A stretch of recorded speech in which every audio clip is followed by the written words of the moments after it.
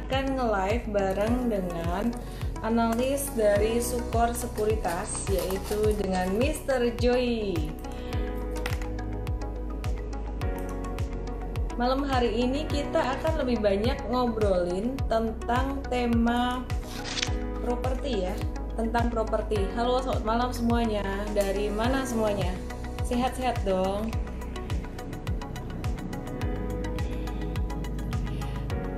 Aku tulis dulu untuk kode promo.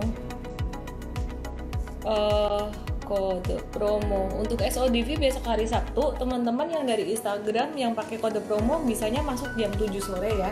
Yang pagi buat member, udah penuh buat member. Besok SODV kita akan bahas tentang psikologi trading. Jarang banget kita bahas tentang psikologi trading, dan pastinya juga ada update market juga ya. Nah, malam hari ini kode promonya adalah Sukor. Sebelum saya invite untuk Pak Joy bergabung dengan kita, hari ini nggak live YouTube. Kalau aku live bareng narasumber, saya nggak bisa live di YouTube ya, karena nanti suaranya jadi echo. IHSG hari ini breakdown dikit dari MA100-nya, turun 1,31%, as anticipated before, dari live-live yang sebelumnya ya, sudah terantisipasi. Dan saham BCA hari ini diskon banget, 27.250, masih bisa diskon lagi. Untuk September ini aku perhatikan udah murah banget ya, ini udah di area support banget untuk September. Hari ini tadi terendahnya 27.150. September kayaknya aku lihat mentok diskon di 26 deh ya, di 26 gitu. Kalau sampai 24 kayaknya enggak gitu. 24 probably di Oktober gitu ya. Jadi kenapa ya hari Sabtu SODV-nya? Kenapa pasar saham masih bisa berpotensi untuk tertekan? Kalau kita lihat saat ini ya, COVID-19 ini masih meningkat di Indonesia, masih naik terus, belum mencapai puncaknya. Dan bahkan kemarin di UK sendiri udah mulai ada lockdown lagi. Dan yang sebenarnya paling kita khawatirkan itu adalah COVID-19 yang on off kayak gini sampai ada vaksin. Nah, ketika belum ada vaksin akan terjadi seperti ini terus gitu. Sebenarnya untuk tren perekonomian sendiri udah mulai pulih di dalam setiap bulan terakhir ini, beberapa bulan terakhir udah mulai pulih, sehingga view-nya pada akhir tahun harusnya membaik jika tidak ada lockdown lagi. Nah, cuman kan kemarin di Indonesia tahu-tahu ada PSBB lagi, itu yang pertama. Kemudian yang kedua yang lebih mengkhawatirkan lagi sebenarnya, UK ini udah lockdown, dan dikhawatirkan di negara-negara lain itu juga akan ada lockdown lagi. Kalau sampai ada lockdown di banyak negara, itu bisa mengubah view untuk akhir tahun ini gitu. Jadi selama di banyak negara nggak ada lockdownan itu udah mulai oke. Kalau bicara tentang resesi sendiri, ini sebenarnya market udah priced in ya.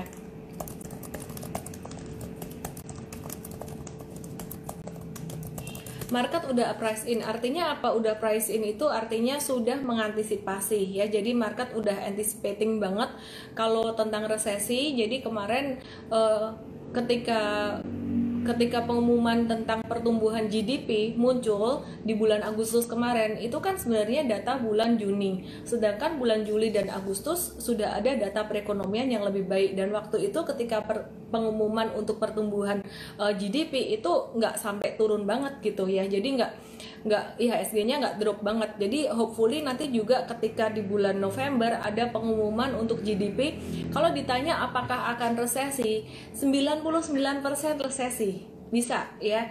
Jadi 99% kayak yang di ngomong Pak Mahfud MD itu bisa banget. Kenapa? Karena definisi resesi sendiri adalah 2 kuartal berturut-turut perekonomian tumbuh negatif, GDP-nya tumbuh negatif, dan ini bisa banget di Indonesia tumbuh negatif. Cuman kan kita nggak cuma ngelihat data GDP aja, kita ngelihat data PMI, kita ngelihat data sales atau penjualan tiap bulan gitu. Oke, aku akan invite Pak Joy ya.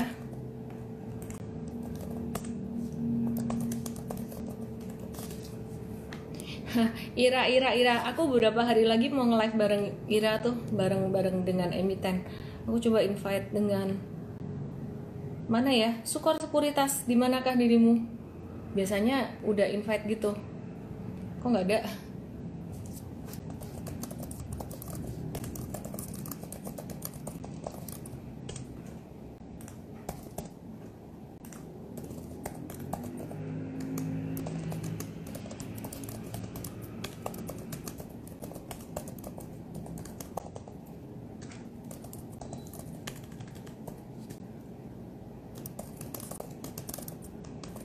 Oke, sambil nunggu Pak Joy, aku mau update lagi. BCA masih bisa diskon, BCA masih bisa diskon, dan aku ada plan untuk pindahin beberapa saham ya, saham-saham yang trading sih sebenarnya yang agak slow-slow gitu. Eh, Beberapa juga kemarin kena pembatasan resiko. Nah, itu aku pindahin, aku rencana aku mau pindahin ke BCA gitu karena ini so very tempting banget, BCA-nya diskon banget gitu ya. Terus kemudian sambil nunggu Pak Joi ya. Untuk BRI, saat ini BRI tertahan MA 100, ketahan sementara, supportnya kuat banget di level 3000. September ini udah kesentuh, ini berpotensi untuk disentuh lagi.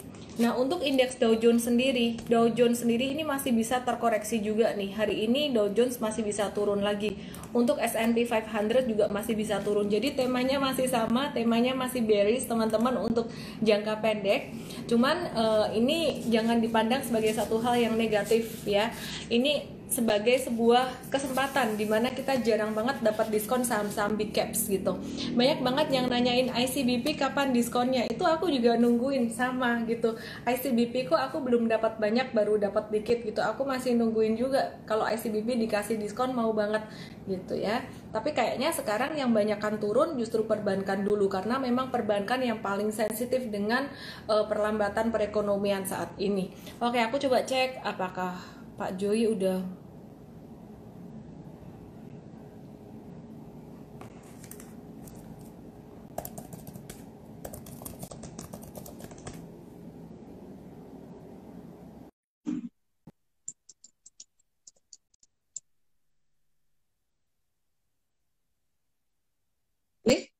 Kok di decline?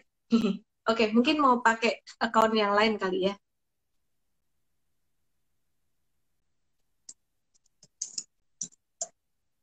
Oke, sambil nungguin Pak Jui bergabung, ini ada BCA, BRI, tadi aku bahas BRI, terus ada BRI,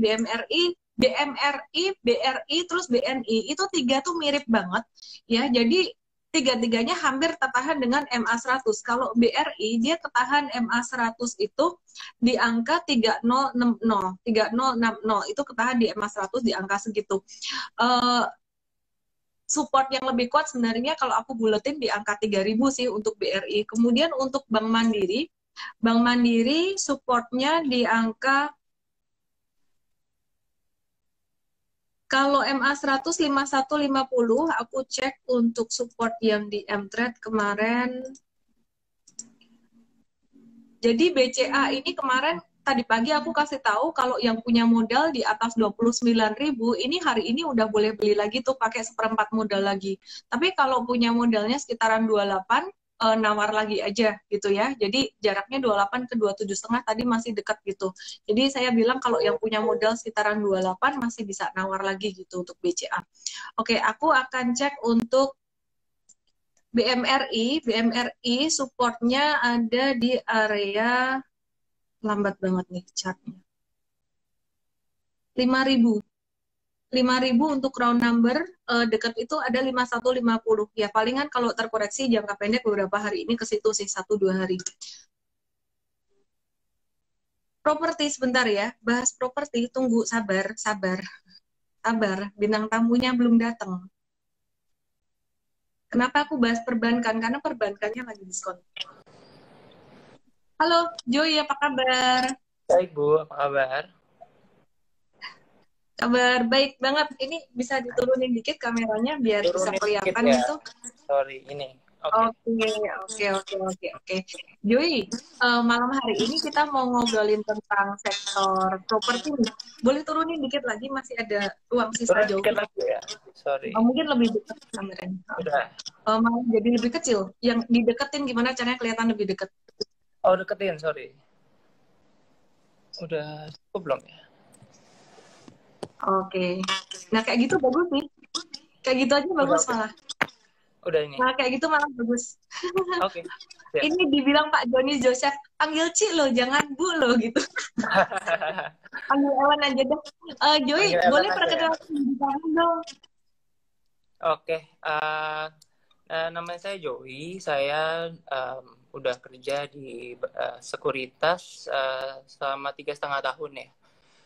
Mostly untuk saham di sektor properti, construction, dan industrial estate. Tapi sempat kemarin sih ada sempat pegang semen juga, tapi mostly lebih di industrial estate, construction, sama properti sih. Oke. Jadi kalau ngelihat market saat ini gimana? Aku turn off komen dulu ya. Itu tadi dibilang di komen apa coba? Komennya usil banget. Akan ganteng jangan sembunyi gitu. Kayaknya udah mulai banyak. Ada fansnya nih Joy. Oke. Bisa aja. Jadi kalau kalian market dalam beberapa bulan ini gimana? Kita lihat sih market sebenarnya udah cukup stabil terakhir-terakhir. Kita lihat udah ada recovery story dan sentimennya udah cukup positif. Sampai kita kemarin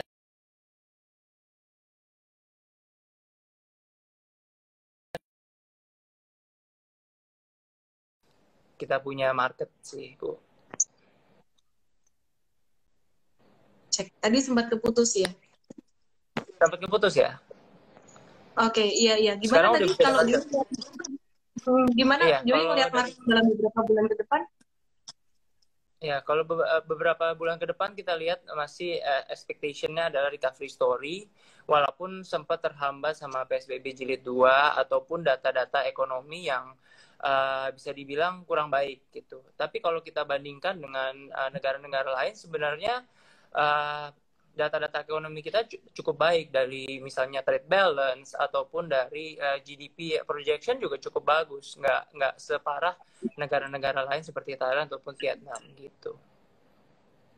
Iya, aku sih setuju sih ya. Jadi kalau untuk trade balance dan segala macamnya tuh Indonesia tuh termasuk cukup bagus ya, didorong oleh tingkat konsumsi dalam negeri. Tapi gimana Joy melihat market saat ini ya, terutama kalau COVID-19 naik terus kayak gini, nanti kalau sampai ada PSBB yang jauh diperketat lagi, ini kemarin perekonomian yang dari tiap bulan sudah membaik, itu bisa nggak jadi berbalik jadi lebih buruk gitu. Terus kemudian kita lihat juga ya di UK kan kemarin juga sempat ada lockdown lagi gitu ya. Nah itu gimana dampaknya tuh, nanti bisa nggak negara-negara di Eropa yang lain juga mengikuti, jangan-jangan di US juga ngikutin gitu. Betul. Kalau timnya sih masih sama, karena selama di Indonesia sendiri angka infectionnya nggak plateauing, nggak peaking, tentunya akan susah untuk kita balik ke level IHSG sebelumnya. Dari story recovery yang udah cukup naik di kuartal 3 ini, begitu PSBB ataupun ada berita lockdown, tentunya akan sentimennya cukup negatif untuk segala sektor, nggak cukup untuk sektor seperti konstruksi ataupun properti sendiri, tapi secara global gitu. Jadi selama penanganan COVID-19 ini masih dibilang kurang baik ataupun vaksin belum ditemukan, tone-nya kelihatannya masih akan sedikit wait and see ataupun negatif gitu sih dari saya. Gitu ya. Oke. Kalau Joy melihat sampai akhir tahun ini gimana? Kalau sampai akhir tahun kita expect dengan adanya stimulus dari pemerintah, dari program PEN, lalu dari penanganan COVID, hopefully yang semakin baik dengan adanya decision dari pemerintah untuk PSBB, dan juga kemungkinan besar akan ada vaksin yang datang dari luar negeri pun, kita expect sih harusnya ada sedikit recovery dari sekarang gitu sih. Oke. Nah, kalau kita bicara tentang banyak sektor ya, sebelum kita ke sektor properti konstruksi sendiri gitu. Kalau Joy ngelihat saat ini sektor-sektor yang lain nih ya, mungkin view-nya gimana sih? Kalau sektor yang aku lumayan suka ngobrol-ngobrol dengan analis lain, yang salah satu yang kita suka adalah banking. Banking, kenapa ya? Karena biasanya recovery-nya selalu lebih cepat. Kalau yang kedua mungkin kalau aku boleh pilih lagi, aku suka telkom sih, telekomunikasi. Karena salah satu yang lebih nggak ke impact dengan adanya PSBB ataupun corona, dia salah satu sektor yang cukup defensif. Walaupun ada sedikit sentimen negatif dari kemarin pemerintah ada bagi-bagi data ya untuk keperluan murid-murid sekolah ya. Itu yang menyebabkan anak termasuk tuh dapat tuh. Iya, itu yang menyebabkan saham-saham telekomunikasi lumayan kena impact ya, negatif impact gitu. Tapi overall it's Oke. very good and stable business aja sih menurut aku. Oke. Jadi kalau menarik ya menurut Joy, banking dan telekomunikasi. Tadi kita juga ada bahas tentang banking nih ya, di mana saham-saham big caps yang bagus-bagus tuh kayak BCA, saham-saham Sultan itu hari ini turun, beberapa hari ini ya turun, terus kemudian BRI, BMRI, BNI, bank-bank Himbara itu. Nah, tadi juga ada disebut oleh teman-teman ya, mungkin sedikit ya. Walaupun kita malam hari ini akan bahas sektor properti, mungkin bisa dibahas dikit nih, Joy. Kamu sempat dengar nggak ini kalau perbankan kena ada beberapa perbankan kena FinCEN itu, jadi Financial Crimes Enforcement Network gitu. Betul.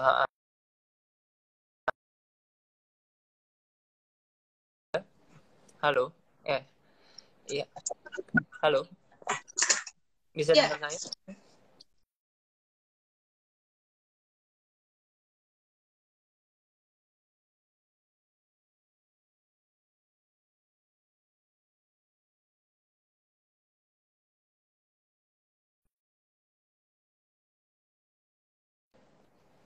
Bisa dengar aku?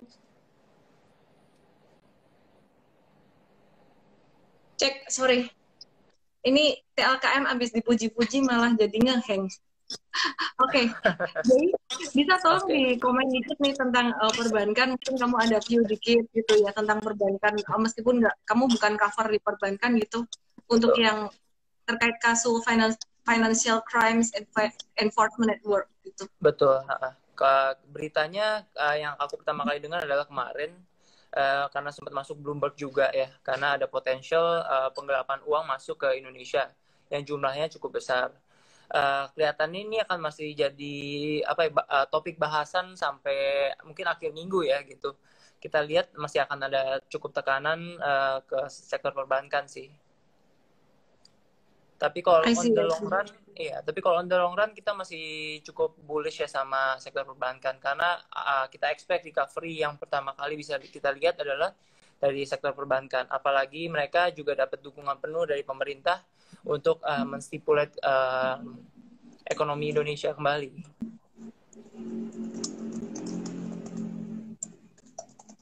Halo? Oke. Nah, aku kalau ngelihat sektor telekomunikasi ini sangat menarik banget nih. Ada banyak setiap narasumber yang aku ajak ngobrol, dari setiap sekuritas, hampir dari setiap sekuritas, dari setiap aset manajemen itu tertarik dengan sektor telekomunikasi gitu. Nggak cuma LKM, tapi juga perusahaan penyedia layanan ini ya, towernya ya, jadi kayak TOWR, TBIG gitu, yang banyak banget dibahas akhir-akhir ini. Tapi saham TLKM sendiri masih turun gitu. Jadi teman-teman yang punya saham TLKM, nggak usah khawatir ya. Telkom ini termasuk salah satu institution darling juga.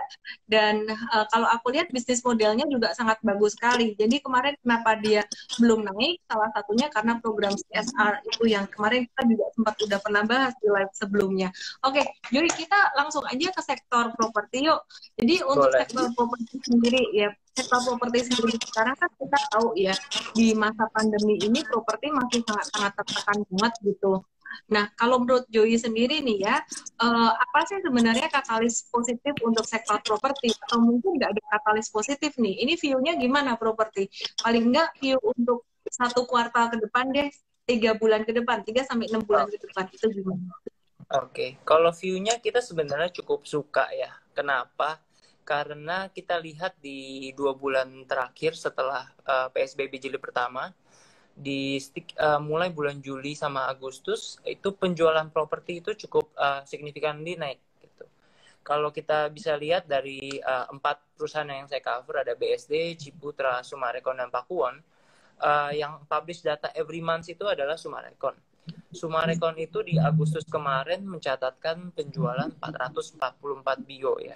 Itu angka yang naik cukup signifikan dari bulan sebelumnya. Di bulan Juli mereka hanya mencatatkan sekitar 160 bio. Itu kenaikannya 166% ya. Jadi kita lihat sebenarnya demand untuk sektor properti itu ada. Cuma memang terdelay karena apakah PSBB, apakah orang-orang masih cukup takut untuk keluar, dan juga mereka menunggu segmentasi produk yang cukup pas untuk mereka. Dan terbukti dari penjualan dari BSD ataupun Sumarekon yang kemarin dipublish, produk-produk yang dipasarkan di bawah 2 bio itu sangat laris ya gitu. Dari awal tahun BSDE itu melaunch banyak produk seperti Flick House, Invensi House, lalu ada Inspira House, itu semua dijual dengan harga di bawah 1,5 bio. Dan ternyata interest dari market sangat bagus, hampir 95% itu udah terjual gitu. Jadi kita lihat sektor properti ini sebenarnya ada demand-nya, cuma untuk beberapa segmentasi pasar saja gitu, yaitu di bawah 1,5 M, maksimum 2 M untuk produk residential dan harus landed karena digunakan untuk end user untuk dipakai gitu. Sedangkan untuk kita kembali ke level 2012 di mana properti boom, begitu banyak orang beli properti untuk investasi, kelihatannya akan sulit untuk kembali ke level itu. Oke. Untuk SMRA sendiri, aku lihat sekarang kan masih sideways banget ya. Tapi aku lihat kalau statement Joey melihat fundamentalnya menarik, ini juga secara teknikal, harga dan volume itu sangat konvergen sekali. Tapi memang masih super slow banget ya. Jadi teman-teman di sini yang ngikutin live malam hari ini, kalau misalkan beli sekarang, ini juga masih akan sangat slow sekali. Nanti bakalan nanya ke saya terus tiap hari, kapan naiknya gitu. Ini aku kasih lihat chartnya, kelihatan nggak teman-teman? Nah ini kelihatan banget dia mulai ada reversal itu dari April Mei kemarin. Ini mulai naik untuk harga dan juga volumenya. Terus kemudian ini konvergen gitu. Jadi setiap kali harga naik, volume naik, harga turun, volume turun. Nah mungkin ada yang bilang volume mah bisa di-create gitu, harga bisa di-create, whatever lah gitu, whatever. Saya sih ngelihat untuk secara garis besarnya aja. Dari sini saya melihat ada tanda akumulasi gitu. Jadi sebenarnya kalau untuk SMRA sendiri, aku ngelihat tuh dia bakalan geraknya cepat, naik cepat kalau dia di atas 670. Jadi beli di atas 670 atau sekaliannya di atas 715, itu bisa lebih cepat. Kalau beli saat ini, Anda ngikutin institusi atau fund manager misalkan ya, beli di angka-angka sekarang ini harus ekstra sabar banget dan mindsetnya adalah semi investing. Nah kalau semi investing itu rentang waktunya kalau buatku sih sekitaran 6 bulan gitu.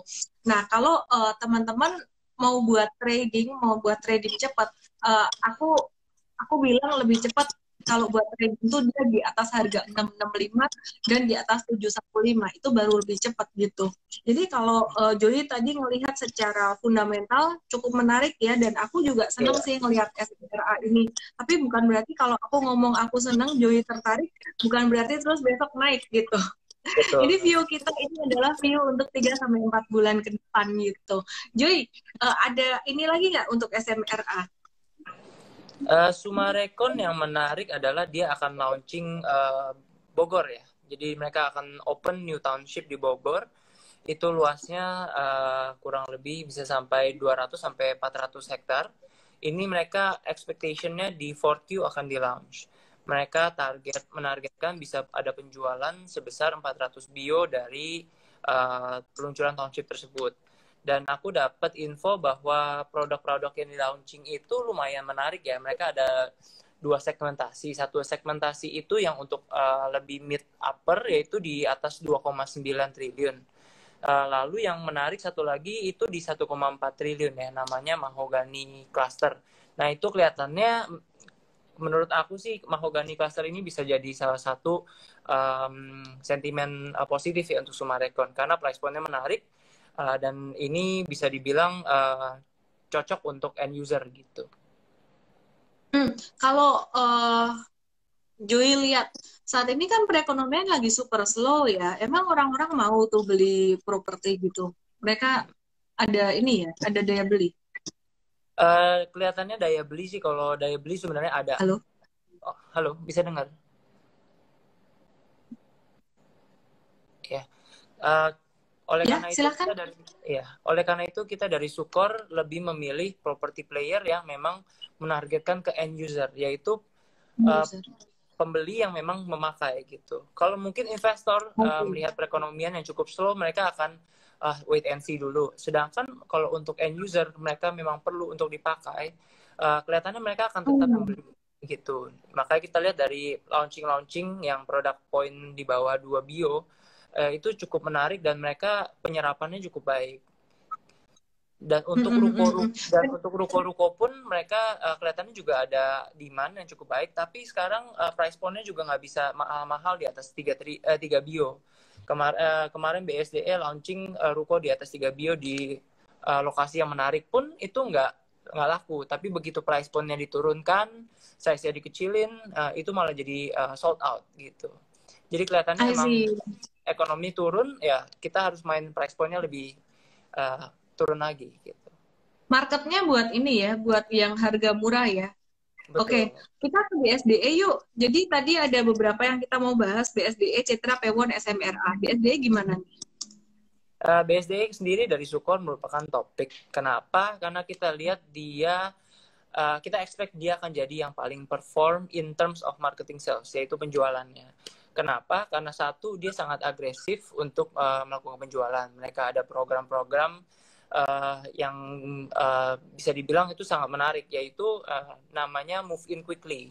Move In Quickly adalah program yang dia tujukan adalah untuk menjual inventory mereka, perumahan-perumahan yang udah siap tinggal, yang udah jadi. Jadi mereka memberikan diskon up to 20% untuk pembeli yang menggunakan hard cash ataupun KPR Express gitu. Jadi sangat menarik untuk para pembeli kalau bisa dapat 20% diskon. Nah, itu mereka gunakan promo itu di kuartal 2. Sedangkan di kuartal 3 dan 4 akan terus dilanjutkan. Cuma diskonnya diturunkan gradually 5% setiap kuartal. Dari kalau dari kita punya on the ground research, waktu itu kita sempat melakukan on the ground, mana sih yang paling agresif, mana sih yang memberikan promo-promo terbanyak ataupun kemudahan pembayaran.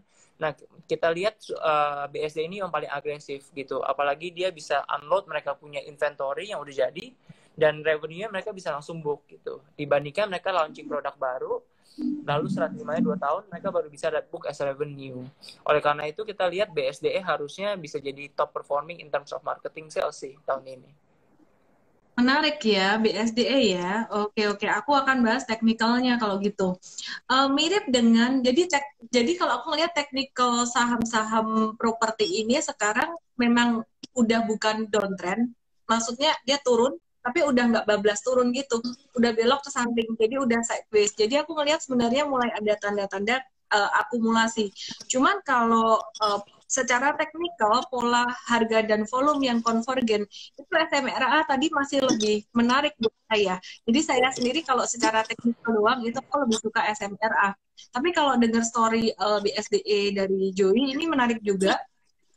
Nah, teman-teman kalau BSDE itu lebih bagus kalau teman-teman yang mau trading masuknya di atas 895 gitu. Karena kalau teman-teman masuk sekarang, ikut Joey masuk sekarang gitu ya, view-nya Joey, ini lebih ke arah midterm. Midterm itu sekitar 6 bulan. Dan ya kalau nggak sabar ya nanti jadi panik-panik gitu. Kalau mau sabar sih sebenarnya sekarang mau nabung sektor properti bisa gitu ya. Jadi itu sangat menarik sekali. Kalau aku BSDE sama SMRA tadi aku masih lebih tertarik pada SMRA gitu. Tapi ini quite interesting juga. Oke, kita ke Cetra yuk. Ada story apa nih di Cetra? Oh, kalau di Ciputra kita lihat mereka punya, kenapa kita suka dengan Ciputra adalah mereka punya portfolio itu sangat diverse ya. Mereka ada di 33 location di seluruh Indonesia. Dan kedua, kenapa kita suka Ciputra? Karena mereka punya banyak portfolio di bawah 2 bio ya. Kalau kita bandingkan itu di tahun ini yang punya paling banyak portfolio di bawah 2 bio itu masih dipegang Ciputra. Ciputra itu punya produk portfolio di bawah 2 bio sekitar 72% dari penjualan mereka. Sedangkan nama-nama lain seperti Sumarekon itu cuma di 53% gitu. Baru di belakangan ini setelah BSD launching produk di bawah 1,5 bio, percentage dari produk portfolio di bawah 2 bio itu disusul oleh BSDE dengan 82%. Tapi produk portfolio Ciputra ini udah cukup banyak. Dari 2015 mereka selalu produk portfolio di bawah 2 bio-nya itu paling banyak. Kita bisa lihat dari proyek di Ciputra Maja, lalu kemarin ada launching produk di Citra Raya Tangerang dengan harga 600 juta. Lalu baru mereka launching di Makassar dengan produk portfolio di bawah 1,1 bio. Dan kita lihat take up rate-nya sangat menarik gitu.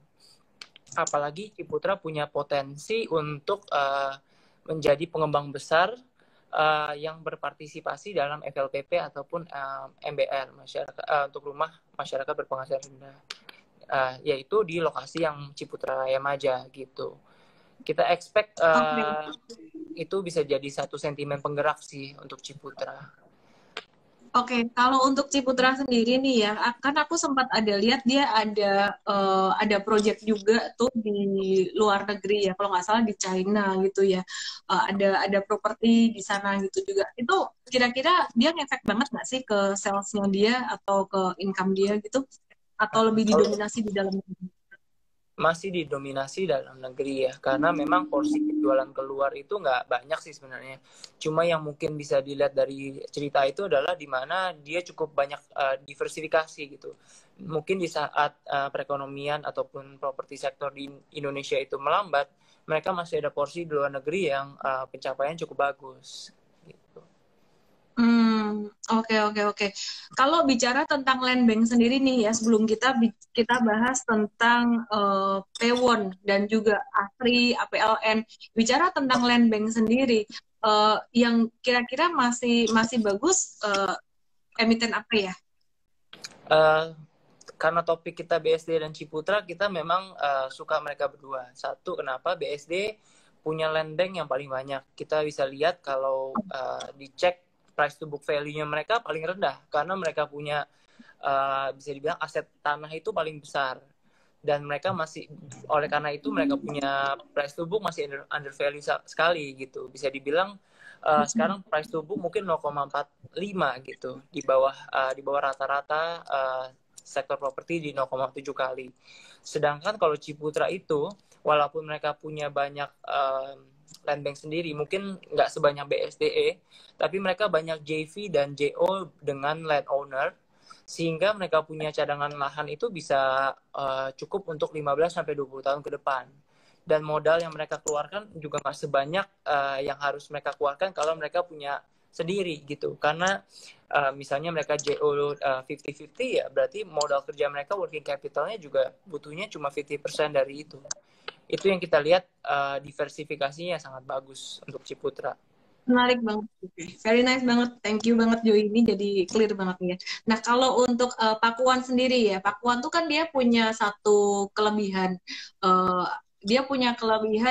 sebagai satu perusahaan properti yang punya recurring income dari mall ya. Sekarang kan dia jadi recurring liability ya, mall ya, karena orang jadi males ke mall, takut ke mall gitu. Itu gimana Joy, Pakuan? Iya, kita lihat memang sebenarnya Pakuan itu selalu jadi bisa dibilang premium di market. Dari valuasi dari dulu sampai sekarang pasti premium dibandingkan peersnya seperti BSDE, Ciputra ataupun Summarecon. Karena di saat property sales slow down, mereka revenue tetap terjaga karena mereka punya recurring income yang sangat besar. Mereka punya recurring income itu kurang lebih ya kalau dirata-ratain itu 50%. Dan dari mall sendiri itu sekitar 25-26%. Nah, jeleknya di tahun ini yaitu di mana kita ter-impact dari COVID-19 dan mall itu banyak yang ditutup dari bulan April.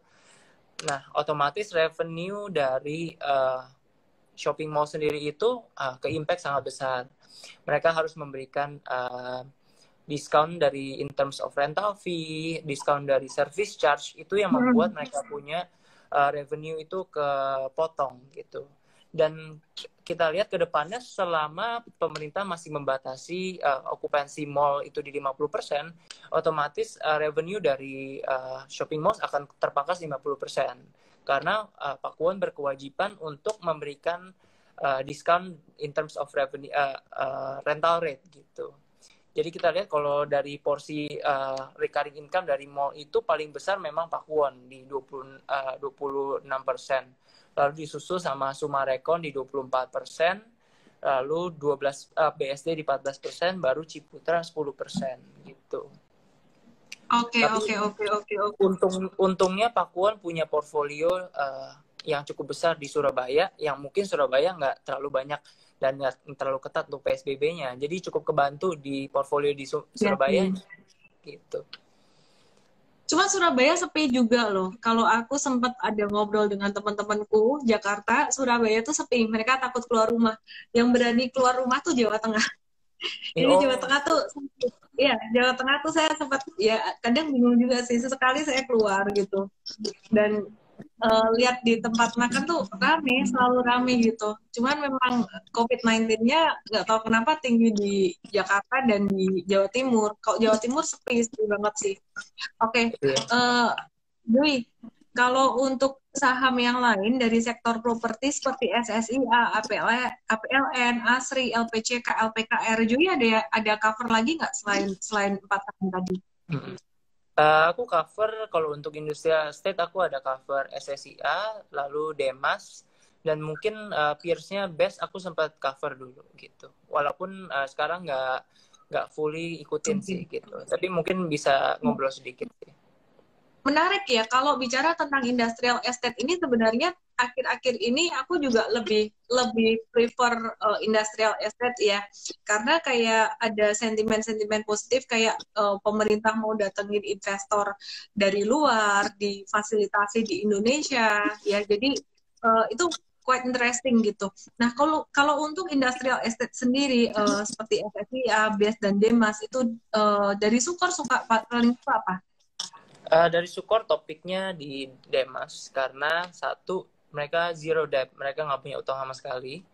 Jadi di saat di tengah pandemi ini mungkin bisnis slow, revenue turun, itu mereka nggak punya problem untuk harus bayar interest expense gitu. Yang kedua kita suka Demas karena cadangan lahannya cukup banyak, yaitu mereka ada sekitar lebih dari 2.000 hektar dan itu udah diakuisisi semuanya, jadi nggak bolong-bolong gitu. Kalau bahasanya dibilangnya unscattered. Oleh karena itu, jadi kalau misalnya contohnya kemarin tahun lalu mereka ada book sales dari perusahaan asing Korea, Hyundai, itu butuh tanah sebesar 77 hektar. Itu bisa dibilang hanya mereka yang bisa cater the demand karena tanahnya udah lengkap gitu. Sedangkan kalau untuk peer seperti SSI ya ataupun BES, mereka lahannya masih bisa dibilang bolong-bolong karena belum di acquire semuanya. Masih ada misalnya ada yang belum dibebasin ataupun masih ada lagi dalam sengketa. Oleh karena itu kita lihat potensi untuk Demas sangat besar ke depannya. Apalagi mereka punya lahan untuk residensial dan juga komersial yang kita lihat masih potensinya luar biasa. Walaupun sekarang masih underdeveloped ya, karena bisa dibilang daerah Kerawang sana masih belum banyak residential place-nya gitu. Sekarang masih lebih banyak di Lipo ya. Jadi karena mereka bersebelahan dengan Lipo, jadi lebih develop Lipo gitu, komersial land-nya gitu. Oke. Sebelum kita lanjutkan ya teman-teman ya, saya lupa kasih disclaimer tadi di depan ya teman-teman. Jadi di setiap live aku ada kasih disclaimer bahwa acara ini atau live Instagram hari ini adalah tujuannya untuk edukasi. Kalau ada saham-saham yang disebut, ini sifatnya sebagai informasi dan bukan sebagai perintah beli atau jual. Dan saya tidak ada kaitan dengan manajemen perusahaan dari ataupun apapun yang dilakukan dengan narasumber gitu. Jadi semuanya terpisah dan narasumber juga nggak ada kaitan dengan manajemen Elleman Institute atau M-Trade gitu.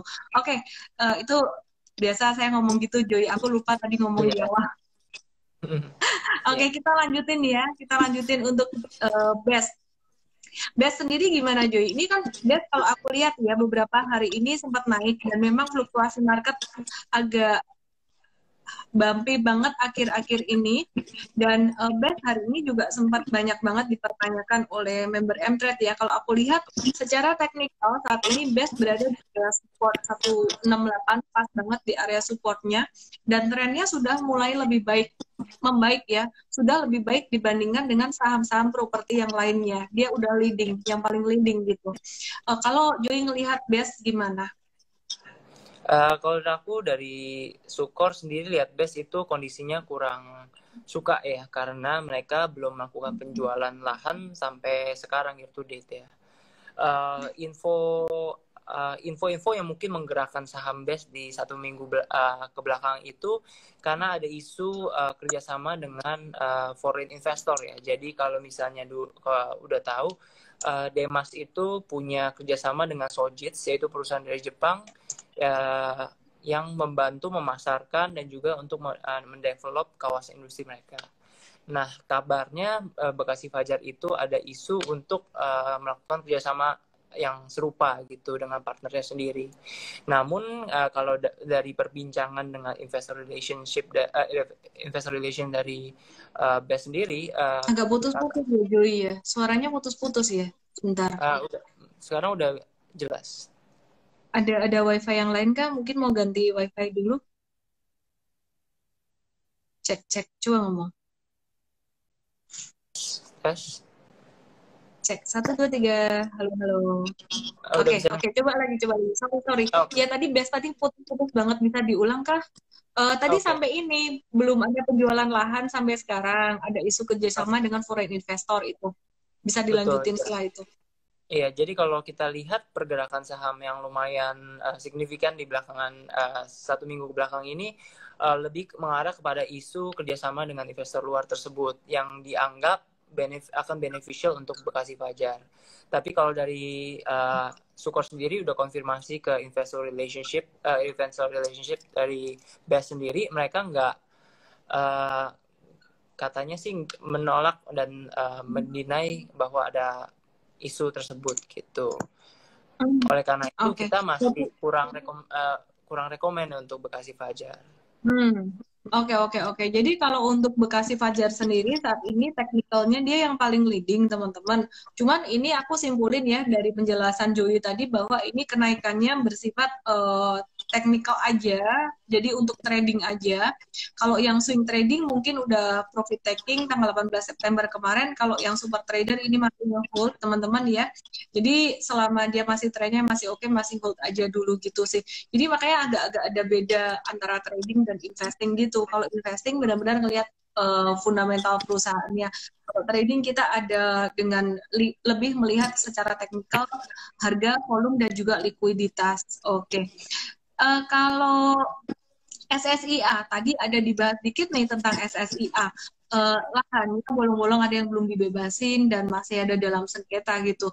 Apa yang menarik dari SSIA sih sebenarnya kalau aku ngelihat SSIA juga akhir-akhir ini dia nampak ada tanda akumulasi juga gitu meskipun dia masih gagal breakout dari area 448. Sempat breakout 17 September kemarin di atas 448 itu tertingginya harinya 458 ya. Lumayan tuh. Sorry. Breakout di atas ya 448. Dia tertingginya sempat di angka 458 itu 17 September. Dan masih menarik kalau untuk masuk watchlist, masuk waiting list. Ini SSIA gimana secara fundamental? Kalau dari fundamental sebenarnya dari Sukor kita rekomendasi buy. Karena cerita untuk SSIA memang berkisaran di di second half 2020. Satu story di mana mereka akan mulai memasarkan mereka punya industrial estate baru di Subang yang merupakan story dari mungkin 1-2 tahun yang lalu gitu. Mereka sudah akumulasi tanah sampai 1.200 hektar di Subang yang di mana pemerintah akan membangun pelabuhan Patimban. Jadi pelabuhan Patimban ini akan membantu pelabuhan Tanjung Priuk yang sekarang bisa dibilang udah over capacity gitu. Jadi kedepannya pelabuhan Patimban ini akan digunakan pemerintah sebagai pintu ekspor import khusus especially untuk otomotif itu. Jadi cerita untuk SSIA kisarannya pasti di Subang Industrial Estate. Dan mereka juga sudah menjadi project inisiator untuk membangun toll road untuk Patimban akses. Jadi sekarang Pelabuhan Patimban ini cuma bisa diakses dengan jalur Pantura, jalan biasa yang mungkin kondisinya nggak bagus dan aksesnya masih nggak bagus ya. Jadi lewat jalan biasa banyak truk dan macet. Sedangkan mereka udah menjadi project inisiator untuk bangun tol yang akan membantu akses ke depannya. Dan itu mereka bisa dapat kontrak untuk konstruksinya juga, karena SSIA itu kalau mungkin penonton tahu juga, mereka punya perusahaan konstruksi juga namanya Nusaraya Cipta.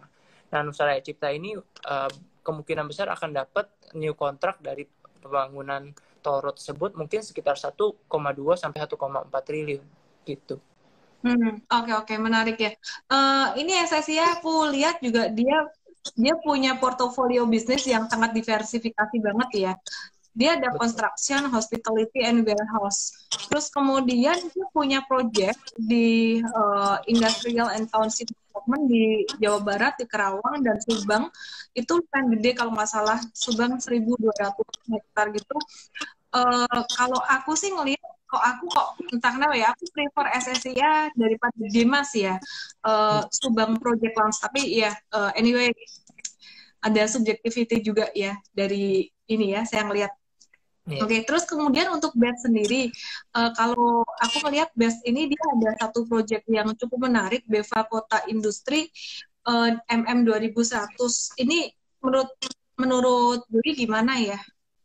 Kalau dari BEST memang produk andalannya MM 2100 ya, karena lokasinya bisa dibilang paling prime dibandingkan Demas, SSIA, itu mereka paling prime. Mereka jaraknya paling dekat dengan Jakarta, namun ya kita bisa simpulkan juga bahwa dengan lokasi yang strategis, harganya juga lebih mahal gitu. Kalau untuk di MM 2100 sendiri, harganya itu bisa sekitar 3 jutaan ya per meter square. Sedangkan untuk tanah di Kerawang untuk punya SSIA dan Demas itu masih sekitar 2 jutaan.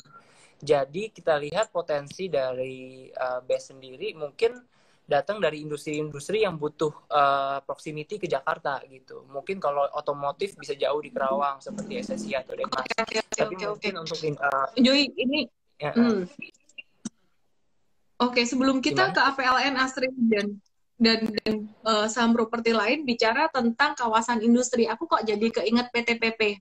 Aku pengen bahas tentang PTPP nih ya. Jadi bicara tentang proyek di Batang, kawasan industri terpadu di Batang yang Presiden Jokowi akan bikin itu.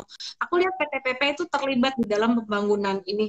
Nah, menurut kamu untuk sektor konstruksi sendiri gimana sih, terutama PTPP?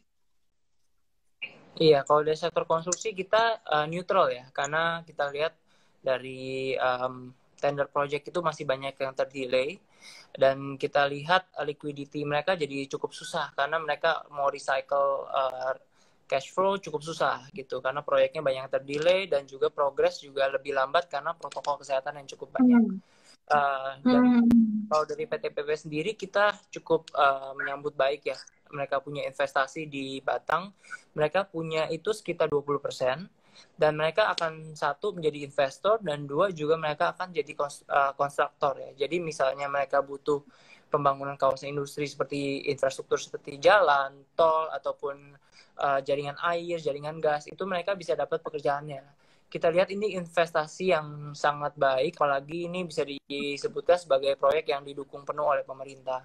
Namun untuk detail kerjasamanya sendiri itu yang kita masih belum dapat detailnya ya, belum didisclose, karena kan dari pemerintah bilang katanya biar menarik perhatian foreign investor mau dikasih free charge selama 10 tahun. Nanti setelah 10 tahun baru dikenakan fee ataupun biaya yang signifikan gitu. Jadi kita lihat ini long term story lah untuk PTPP. Oke. Kalau APLN gimana? Kalau APLN kita kebetulan memang nggak cover, cuma story-nya masih sama. Mereka mengandalkan divestasi, di mana kalau teman-teman udah dengar, mereka mau trying untuk divest. Mereka punya Central Park yang untuk recycle aset lagi ke depannya untuk develop proyek-proyek lainnya gitu. Tapi untuk sementara karena memang proyek divestasi prosesnya yang cukup tarik ulur ya, kurang suka sih untuk PLN gitu. Oke, kalau Asri gimana, Joy? Kamu suka nggak? Kalau di Asri kita juga kurang suka. Kenapa? Karena tingkat hutangnya udah cukup tinggi. Mereka punya gearing itu paling tinggi ya dibandingkan big player seperti Tra, Sumarekon, BSD. Dia yang paling tinggi. Lalu yang kedua adalah mereka punya penjualan itu tergantung sekali dengan Fortune Land. Ya. Hampir 30% portfolio penjualan mereka itu datang dari China gitu. Kita lihat if China Fortune mulai slow down untuk pembelian lahannya, mereka akan sangat ke impact. Apalagi dengan tingkat hutang dia yang cukup tinggi gitu. Ini kalau Asri aku lihat ya, dia ada rencana jangka ke depannya itu dia berencana menerbitkan obligasi lumayan gede 485 juta US dollar.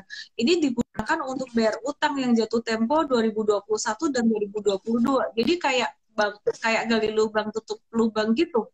Terus ya, jadi kalau untuk Asri sendiri sebenarnya ini secara fundamentally masih agak lemah ya, masih weak ya. Cuman aku bisa bilang untuk sektor-sektor properti ini semuanya arahnya mereka udah siap-siap untuk reversal sih teman-teman. Jadi dari trennya turun banget. Ini contohnya ya, ini chart Asri. Ini chartnya dia turun gitu. Nah ini kita udah mulai siap untuk ancang-ancang nih ya. Jadi di sini ini resistennya sekitaran 140, kemudian ini di 156 bakalan bisa cepat kalau dia di atas 156 gitu. Oke, Joy, ini nggak berasa ini kita udah hampir di penghujung ini nih. Kita mau wrap up dulu yuk. Boleh. Oke, jadi kalau menurut Joy saat ini, apakah sudah waktunya untuk masuk ke sektor properti atau better wait and see? Untuk jangka pendek kita lihat sih masih wait and see ya, karena kembali lagi kita PSBB, kita nggak tahu akan seberapa panjang ya PSBB-nya, apalagi angka dari infection corona itu belum plateauing ya gitu, masih naik terus. Jadi kita masih bisa dibilang masih harus waspada lah untuk lihat ke depannya untuk jangka pendek. Walaupun untuk jangka panjang harusnya potensinya cukup baik gitu. Joy, ini ada request dikit nih. Ini sektor konstruksi gitu ya. Aku dengar suka dengan Wika gitu. Mungkin bisa kasih sedikit insight gitu tentang sektor konstruksi. Oke, dari sektor konstruksi sebenarnya ada 4 yang besar, Wika, PTPP, ADI, dan Waskita. Kenapa kita paling suka Wika? Karena mereka punya order book. Order book itu adalah kontrak yang diakumulasi dari tahun ke tahun ya. Itu yang paling banyak gitu dibandingkan PTPP dan juga Wika dan ADI. Kedua, mereka punya tingkat hutang, gearing itu yang bisa dibilang paling sedikit ya. PTPP dan Wika punya gearing di 1,3 kali, sedangkan ADI itu di 1,7 dan Waskita udah 2,4 kali. Sehingga beban interest expense-nya cukup besar untuk Waskita. Sedangkan untuk Wika dan PTPP terbilang masih cukup sehat untuk ke depannya gitu, untuk mereka bisa issue new loan untuk working capital ke depannya. Oleh karena itu kita masih paling suka Wika sih gitu. Kalau dari valuasinya sendiri, dari PBV-nya gitu, kamu paling suka yang mana dari perusahaan-perusahaan konstruksi ini? Konstruksi. Kalau dari valuasi paling murah sih Waskita ya. Jadi kita lihat Waskita udah cukup murah dan potensi kenaikannya justru sebenarnya cukup baik. Tapi note-nya adalah mereka harus berhasil divestasi beberapa proyek toll road mereka. Karena saat ini mereka cukup tight cash flow-nya dan juga gearing-nya udah cukup tinggi. Kalau mereka nggak bisa divest, kemungkinan besar mereka akan pasti membukukan kerugian gitu sih. Oke. Teman-teman, aku mau simpulkan ya, teman-teman semuanya ya, bahwa saat ini market masih bisa terkoreksi, masih bisa turun. Dan hari ini kita ngebahas tentang banyak sekali saham, terutama tadi di awal aku ada bahas sektor perbankan. Kenapa? Karena perbankan yang bakalan duluan terkoreksi. Perbankan yang duluan bakalan big caps ya. Um, Terutama BCA, BRI, BMRI, dan juga untuk BBNI itu berpotensi untuk turun ya, berpotensi untuk terkoreksi, dan manfaatkan kesempatan ini untuk beli perusahaan-perusahaan tersebut. Nggak usah semuanya, satu atau dua aja. Ya, jadi kalau saya sih fokusnya di BCA dan di BRI. Kalau teman-teman ada di BMRI atau di BBNI itu bagus juga gitu. Dan kemudian teman-teman selain itu saya juga menanti sektor-sektor konstruksi untuk turun, tapi sorry kok konstruksi consumer good untuk turun, contohnya ICBP, Unilever, tapi kayaknya nggak bakalan turun-turun amat deh, kecuali nanti ada sentimen Pine Hill or something like that gitu. Nah, hari ini kita ada bahas banyak tentang sektor properti bareng dengan Joy dari analis dari Sukor Sekuritas. Dan kalau dari pembahasan kita hari ini, kita sama-sama senang SMRA. Secara teknikal aku suka SMRA, cuman SMRA ini SMRA ini belum breakout gitu ya. Better tuh teman-teman kalau mau beli nunggu breakout dari 665, dan bahkan kalau mau lebih sabar lagi tunggu breakout di atas 720. Kenapa kita beli di atas, beli breakout? Kan sekarang tuh trennya lagi ke samping, sideways. Kalau Anda punya view untuk semi investing, beli dan simpan untuk 6 bulan ke depan, Anda tahan dengan kondisi sideways seperti saat ini, turun dikit, nggak nanya-nanya, nggak bingung gitu, silakan, nggak masalah, Anda beli dan simpan sekarang. Tapi kalau Anda nggak sabar dengan kondisi sideways saat ini, Anda bisa masuk nunggu di atas 700 atau 715, itu akan lebih cepat geraknya. Ya, jadi ada yang bilang di sini saham A diborong asing, ya biarinlah institusi, biarin Sukor, biarin asing, biarin siapa asing, itu borong-borong-borong dulu. Nanti kalau udah jalan baru Anda masuk gitu. Itu namanya masa partisipasi, masa uptrend di mana retail mulai banyak yang masuk dengan strategi teknikal gitu. Oke, itu yang pertama. Poin pertama adalah tadi saham big cap masih bisa turun, terutama perbankan. Manfaatkan momen ini untuk beli di saham-saham tersebut di momen yang terdiskon gitu. Itu yang pertama. Kemudian yang kedua, untuk sektor properti dan konstruksi saat ini ada beberapa yang menarik dari fundamental. Tadi aku ada summary. Joey suka SMRA. Kemudian kalau untuk industrial estate-nya, Joey suka Demas, tapi aku suka BSMI. Iya, jadi suka Demas. Demas juga nice kok. Demas nice juga secara teknikal, malah dia udah naik duluan gitu. Ya, jadi itu agak-agak ada tadi ada subjectivity dikit dari aku gitu ya. Cuman Demas, BES, SSIA tiga-tiganya ini menarik secara teknikal, di mana Demas udah paling leading sebenarnya, sekarang malah jadi agak sideways dikit. Kemudian sekarang yang lagi trending itu BES. Cuman teman-teman kalau saham-saham properti banyak yang wait and see ya. Selain BES, saat ini yang lainnya posisi wait and see, nunggu breakout. Artinya kalau Anda masuk sekarang di masa sideways, itu masih masa penantian gitu. Oke, pesan dari saya adalah kalau saat ini fokusnya investasi 80% modal buat investasi jangka panjang. Sahamnya pilihannya pada 12 saham yang biasa saya sebut, nggak usah semuanya. Pilih aja antara BCA, BRI, BMRI, BBNI untuk perbankan satu atau dua di antara itu. Kemudian consumer good, ICBP, Indofood, Unilever, HMST, GGR, MKLBF, salah satu aja. Kalau aku sih paling demen ICBP. Kemudian setelah itu baru ada TLKM dan juga ASII. Yang galau di TLKM jangan galau, karena tadi juga Koko Joy udah kasih tahu bahwa sektor telekomunikasi ini bagus banget gitu ya, dan sangat prospektif. Dan bukan cuma Joy, kemarin waktu aku nge-live dengan analis-analis yang lain, itu sektor telekomunikasi TLKM mereka pada demen gitu, TOWR, TBIG itu pada demen gitu. Oke. Joy, bantu aku untuk bagi-bagi hadiah dong. Kita mau bagi hadiah giveaway 15 hari IM-Trade. IM-Trade itu adalah layanan edukasi saham yang edukasi sahamnya 1 tahun ya, yang ada bonus referensi beli jual saham untuk baik untuk investasi jangka panjang maupun untuk trading, dan kita juga ajarin rumus-rumus money management. Jadi bukan cuman saham apa aja yang dibeli jual, tapi juga secara money managementnya juga. Oke, Joey boleh kasih satu pertanyaan yang mudah dijawab oleh teman-teman semuanya dan udah dibahas di live hari ini. Oke, mungkin yang gampang aja ya tadi, saham properti mana yang aku sama Miss Ellen paling suka ya untuk di sektor properti? Oke, apa tuh? Kebetulan kita suka tuh.